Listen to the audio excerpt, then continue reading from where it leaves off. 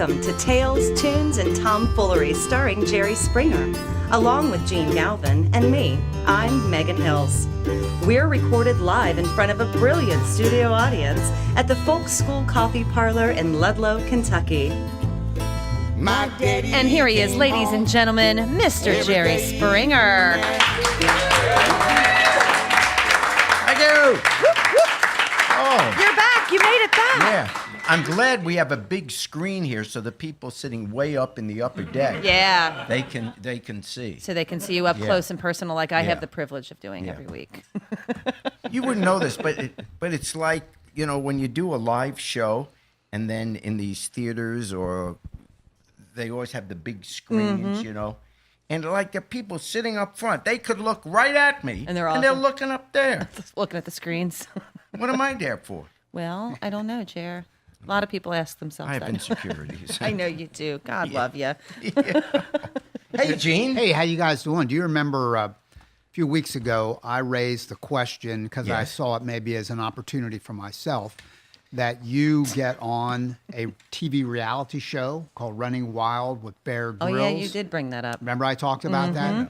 And to recap real fast, it's a show, NBC. It's big time, big network reality TV show where Bear Grylls, who is this commando kind of guy from England, who's the angle is every week, every episode, I think it's a half-hour show, might be an hour, a celebrity, well-known celebrity, A-list people, Ben Stiller, Julianne Hough, a whole bunch of people. So not Springer. Well, no. Well, let's just say A minus. A minus. Let's say A minus people. But look, and they go on this show and then they go off and do something that he is very comfortable doing, something really crazy. They'll get airlifted into a place in some remote area and they'll have to hike with no gear. Right. A couple knives maybe at Yeah. the most in a day pack with some rain gear. What? They have to make a shelter. They have to find and kill if need be and cook What food. has this possibly got to do with me? Look, I thought this would be entertaining. I'm as hell. sorry. Get yourself an A-lister. Good point. I'm not Good going. point. For me. You could get mosquito bites out there. Yeah, at least. He is a man of the wild. So I thought, hey, you have to admit, let's cut all the joking. This would be entertaining as hell if Jerry Springer was on Running I'd Wild like to with see Bear him out in Grylls. the back of Ludlow, like just in the woods back there. Yeah, really. See with him. This would be seriously Oh, it would be entertaining. very entertaining. Yeah. Because he's a For whom? quipster. He is the quipster. And he has no discernible skills at all None. whatsoever. And he fears, oh, it gets better. He fears everything. Everything, I know. Everything. I'm in the room. I'm right here. I can hear you.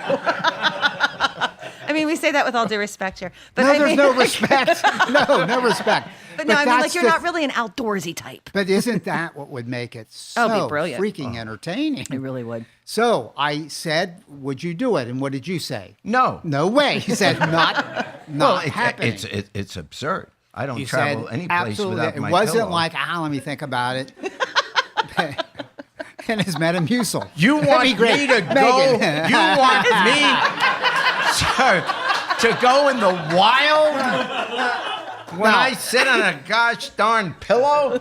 Oh, I'm sorry, Gene. For the podcast, for a half an hour man. podcast. I don't go But any place see, without he cable. forgets this is not, I mean, we are on Facebook Live and we love it when people Yes. watch on Facebook Live, but most people hear this, listen to it on their phones, some other place. Why do you think audio I showed only. it? Jerry pulled out from under We his don't butt. need to go into Well, you're the one that showed it. A cushion that he sits on. Well, he's delicate. And he's selling. And he has little been flower. known, correct, Megan, during a podcast to take out of his pocket. I'm going to describe it the way it is. You got to speak truth to power occasionally, Megan. Yeah, well, He'll where's take the power? He took out more than once. I don't know how else to say it, but toilet tissues all Yeah, rolled up, and yeah. in there were Metamucil pills. Yep. And he'd take some water 'Cause and, he's a and he'd classy take guy. Let me Metamucil. tell you a true story. Maybe I don't. No, this this was. the- is this in the- fact, this relates to Trump. Oh, dear Lord. Oh, no. Yeah. No, yeah. it is. Oh, my gosh. The only and he was always very nice to me, to be honest. But I worked for him back in 2008, in the Miss Universe pageant.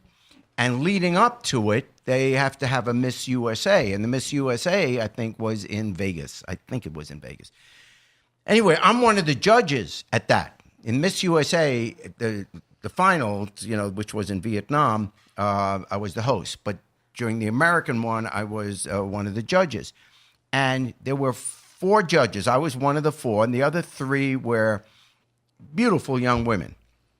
And in fact, It's Nick Lachey. Didn't you say it Nick was Lachey's Nick wife. Lachey's wife? Oh, yes. Vanessa. so I you can know never I'm telling pron- the truth. Okay, she's sitting next to me. And Poor girl. this is being televised, and I'm a judge. So if you're watching on television, all you see are the back of the judges' heads, right? So I'm sitting there. Now they're in a commercial break. At least I think it's a commercial break. Well, it's time for my Metamucil. So I reach into my pocket very quietly and just take it out, on the table there. And there's tissue wrapped in tissue. Open the tissue up, and I just take it, and I have some water, so I just take it. And the lovely, back then, this was 10 years ago or whatever, and so she was very young, and she turns to me and she says, "What's that?" And I said, it's Metamucil. And she says, "Oh my God!" Should have lied and said it was drugs. Well, we were on television. I look up at the screen, and there I am. Oh, man.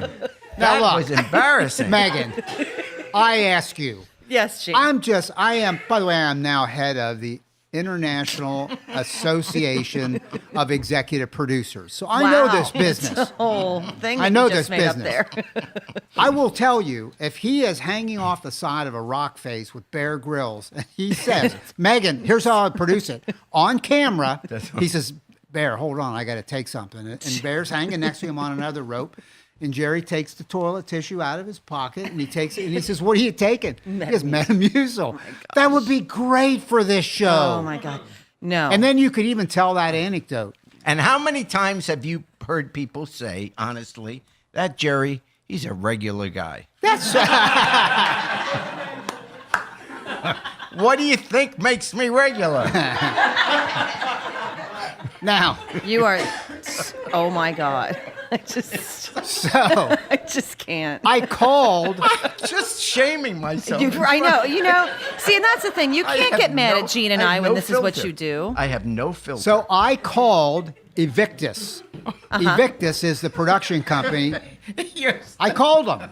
His producer's name is I Megan call- Hines. She is really cool too. I call. Is that right? Yeah, she's got a really cool Instagram. You need to follow her, Megan Hines. Yeah. Anyway, go on. That's Sorry, that's Bear Grylls. producer. Yeah. How do you know that? Because my boyfriend follows her on Instagram. She travels all over the place. She's really oh bad. my God, this is great. I think this is going somewhere. Okay. So I called.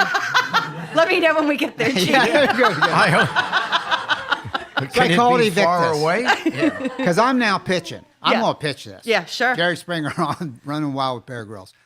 And they're like, "Nah, you got to do this form." So I went online. Gene's like, that's way too much. I filled out the form. And I filled it out. I said, I'm Gene Galvin. I produce this show. Here's the link to the Jerry Springer podcast. It can be heard here and there. Check us out. We're legit. Look at our website. Yeah. I propose Jerry Springer be one of the guests on this show. Megan, crickets. I heard nothing. You did call them? A while ago. I really can't believe they wouldn't get back to you on that one. Nothing. No response. Wow. Now I'm offended. That's now, see?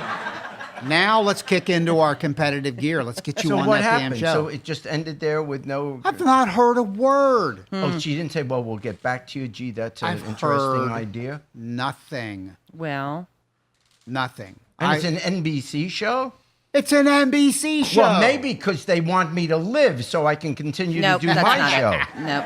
I'm trying to Definitely not Okay. paint this in the best possible light. Jerry, let's go to plan B. You got this hotshot agent. You work with one of the biggest talent agencies in the world. It's done me a lot of good. Yeah, right. And he ended up here on our podcast. Who booked this? Way to go, buddy. Wow, man. This is a moneymaker. And you got to pay for it. And he's got to pay for it.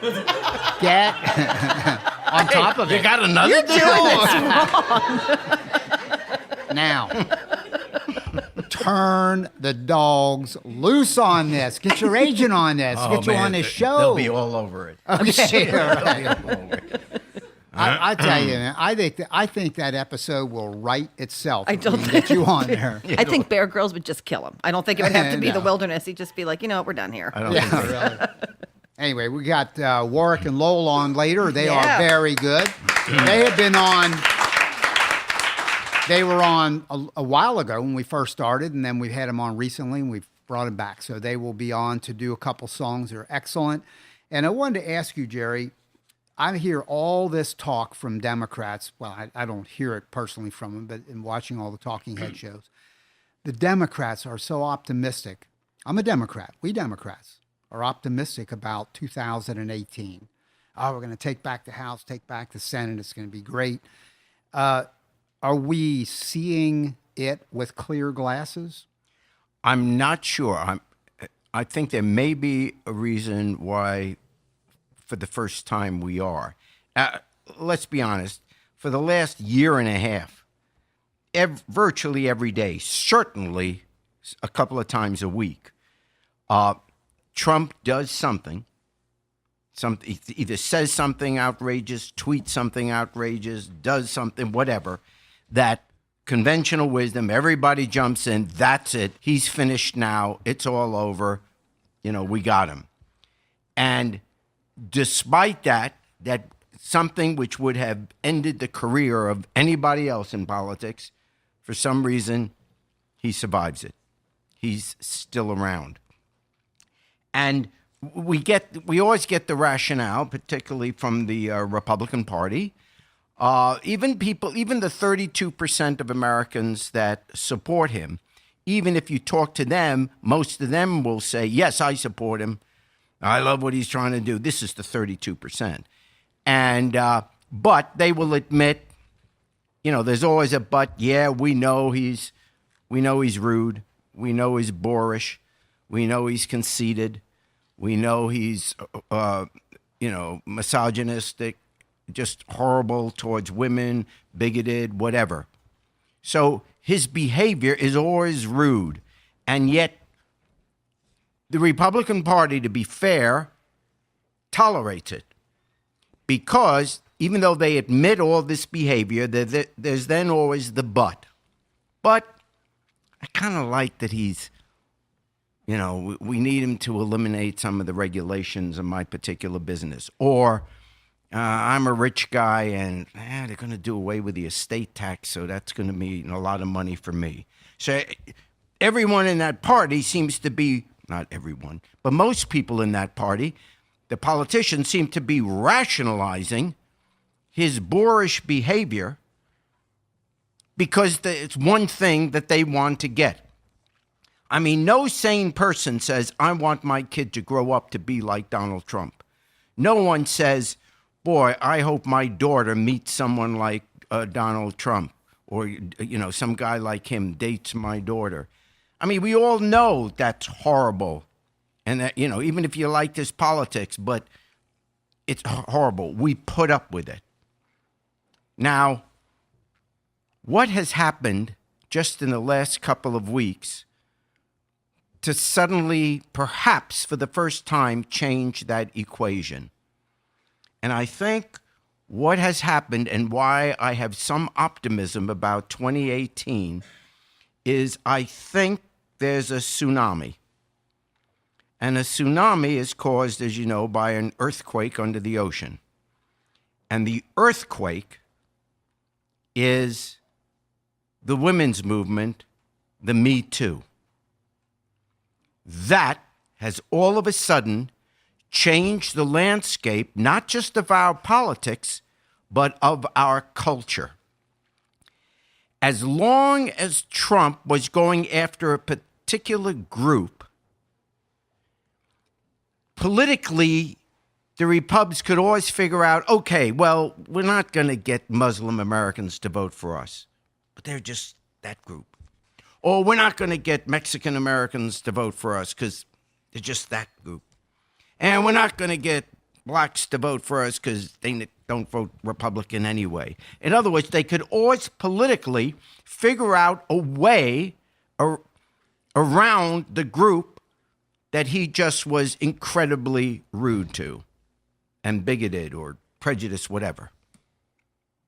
But now all of a sudden, with his behavior, which we knew before the election, but it was too close to the election to yet have that impact. But what happened, starting with the behavior that we knew of Trump, then that March, the day after he was sworn in, which has never before happened in American history, that you had millions of people, not just in America, but around the world, marching, and he hadn't even done anything yet. It was his first day in office. All of a sudden, there is a movement, and the Me Too movement, and people that are incredibly powerful in all kinds of industries are suddenly being toppled. People that it was unthinkable that anything could happen to them. This is a movement.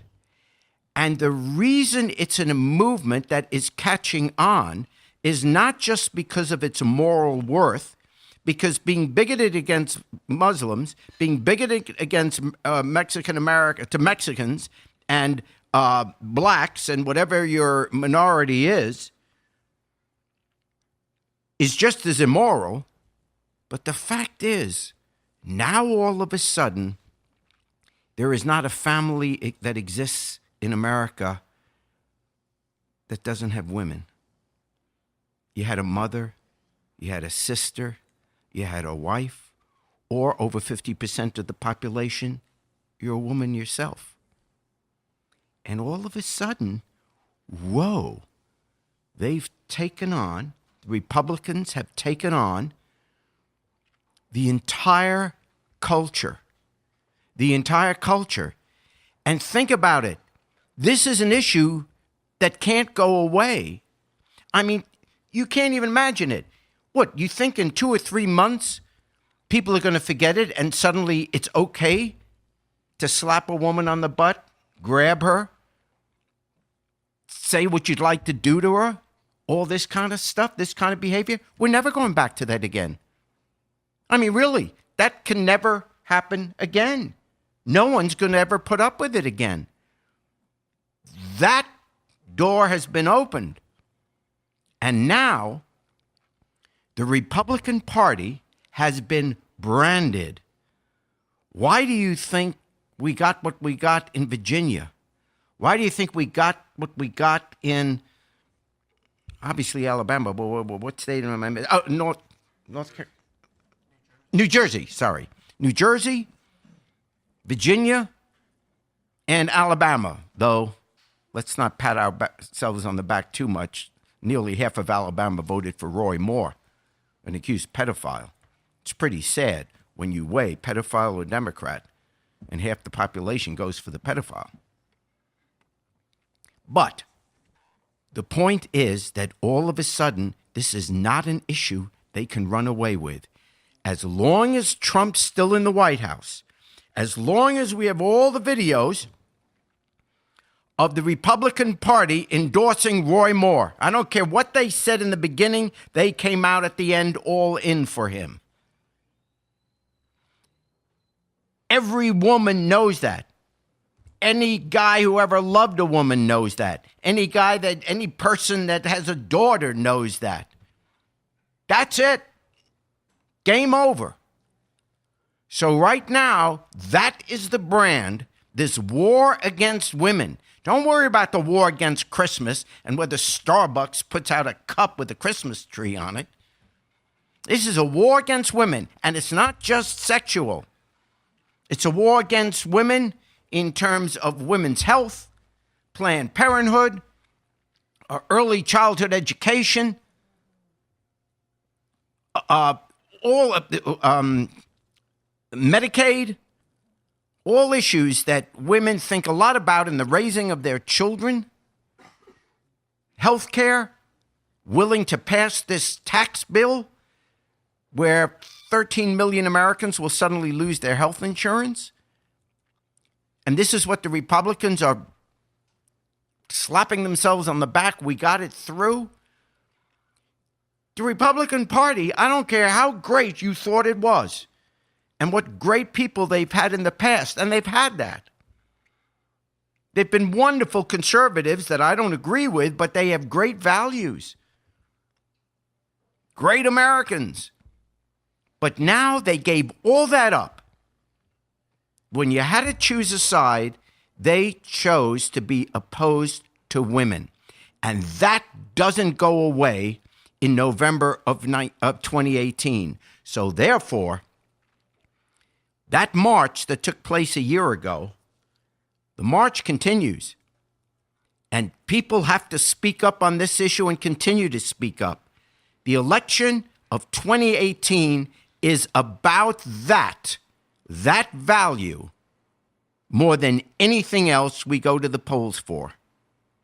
That's why I think there really may be this may be a wave election, and eventually, bye-bye Trump.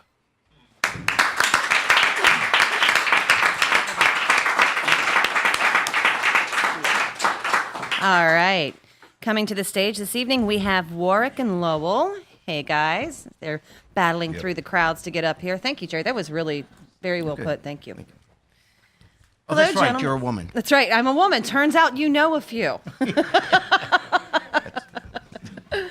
Welcome back, gentlemen. Thank you. How are you? Good.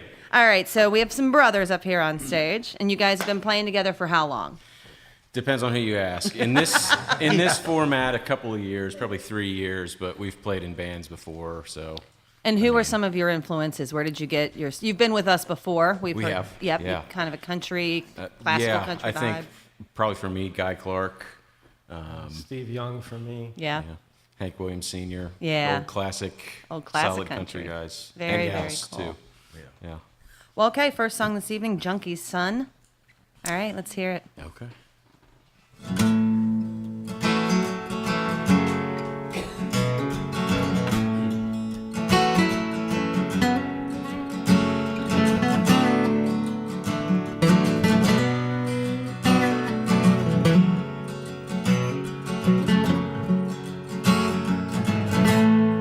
Snow on the ground, the cold December sky.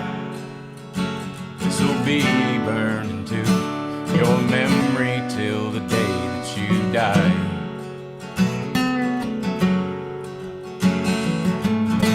The white car in the drive, there's a light on the side, so the man you don't know can read the name that he has to provide.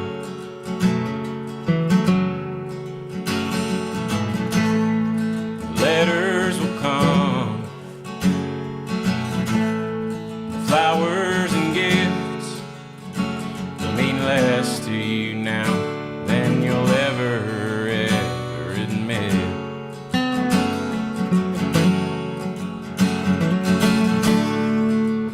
This year's grown cold, and all around you everything's white.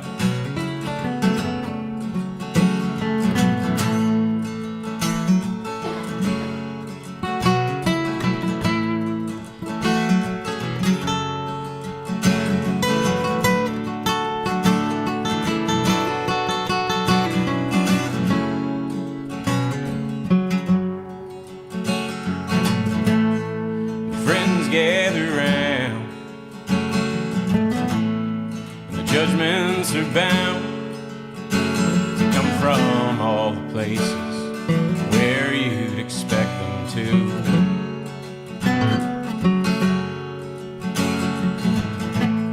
And as kids play in the yard, and their mother's in jail, and you know that she wouldn't, even if you could afford the bail.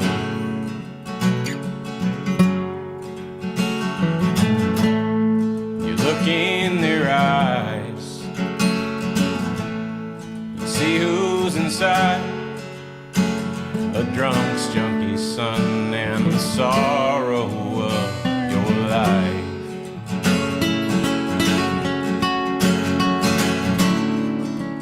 This year's grown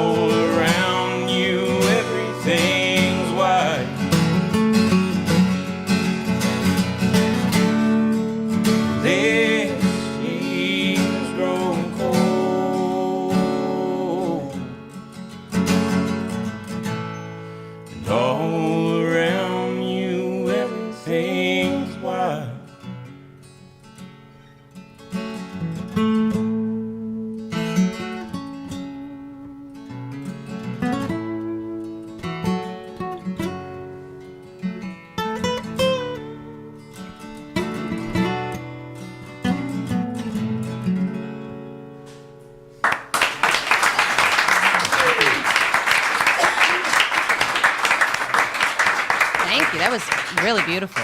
Beautiful, beautiful. You can hear more of their music at warrickandlowell.com, and they have a self-titled album coming out on December 30th. So that's very exciting. Thank you. The next song that we're going to hear from them is called Banker's Blues. It's a little song about economic inequality and economic injustice. So Jerry, you may want I to pay think attention Jerry to might this. like it, yeah. Oh, It's a political song, is what I'm saying. is this for the little people? I'm such. You really are. I just.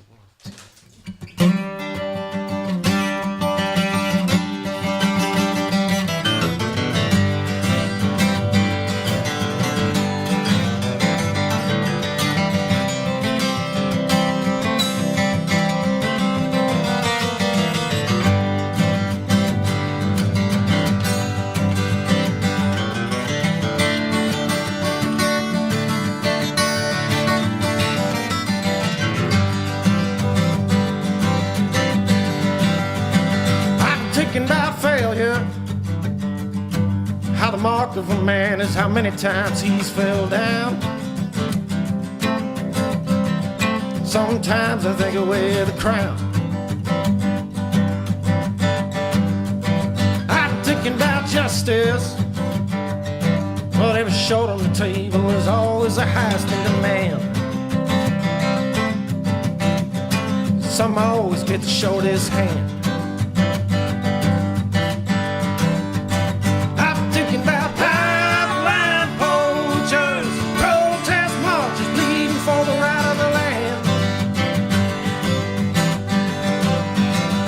Say it's in God's hand.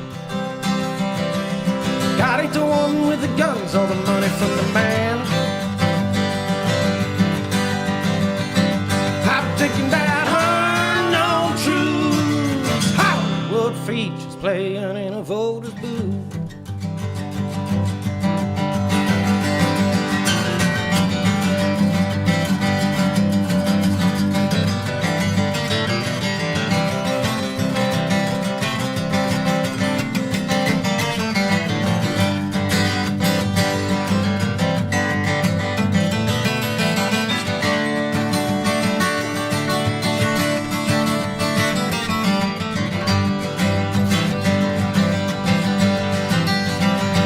Thinking about progress. The only better I've seen is a handful of dollars that I spent. Don't know just where that money went. I've been thinking about excess. How many cars do I need just to drive myself further into debt? 3 Jeeps and a red Corvette. Thinking about banker's blues, time clock punches choking on Wall Street shoes.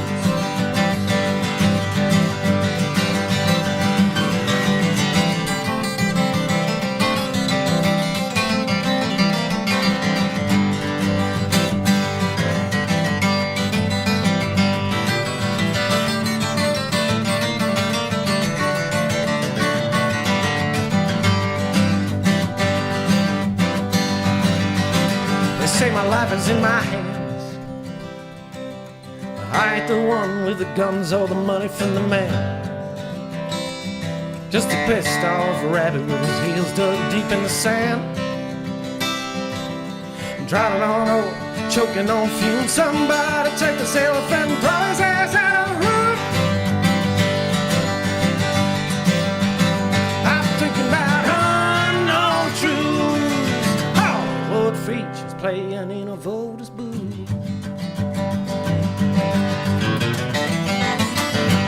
Woo! Bravo! That was awesome.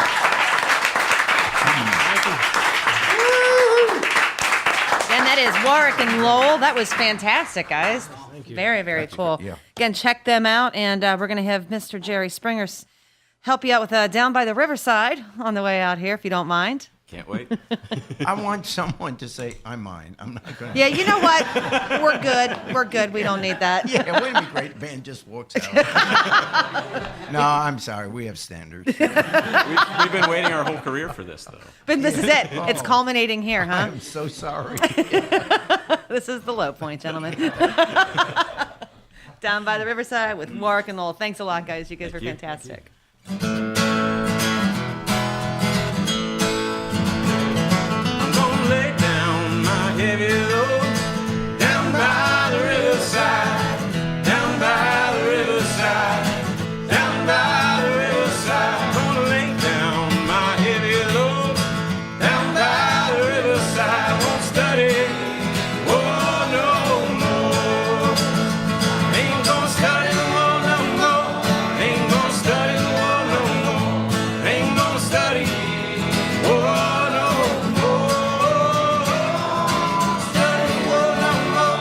Ain't gonna study the war no more. Ain't gonna study, oh no more. Gonna lay down my sword and shield down by the riverside, down by the riverside, down by the riverside. I'm gonna lay down my sword and shield. You've been listening to Tales, Tunes, and Tomfoolery, recorded live at the Folk School Coffee Parlor in Ludlow, Kentucky. Thanks to Patrick Kennedy for writing our opening song, and to you for listening. Check out our website at jerryspringer.com.